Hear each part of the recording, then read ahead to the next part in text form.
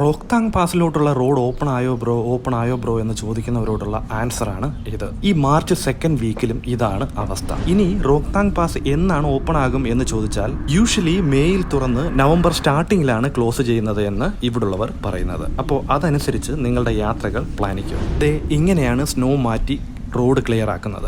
Heavy machines use ചെയ്ത് snow പൊടിച്ച് രണ്ട് വശത്തേക്ക് നീക്കുന്നുണ്ട്. അടൽ ടണലിന്റെ എക്സിറ്റ് പോയിന്റിൽ നിന്നും റോക്താങ്ങിലോട്ടുള്ള റോഡാണ് ഈ ക്ലീൻ ആക്കുന്നത്. ഞാനിപ്പോൾ നിൽക്കുന്ന ഇതുവരെ മാത്രമേ റൈറ്റ് നൗ റോഡ് ഓപ്പൺ ആയിട്ടുള്ളൂ. അടൽ ടണലിന്റെ എക്സിറ്റ് പോയിന്റിലെ കാഴ്ചയാണ് ഈ കാണുന്നത്. സിസു വില്ലേജ് ഇങ്ങനെ സ്നോയിൽ മൂടി പുതച്ച് കിടക്കുവാണ്. ഇങ്ങോട്ടുള്ള റോഡ് ഏതാണ്ട് 3-4 മാസമായിട്ട് അടഞ്ഞു കിടക്കുമായിരുന്നു. ഇന്നലെയാണ് അത് ഓപ്പൺ ആയത്.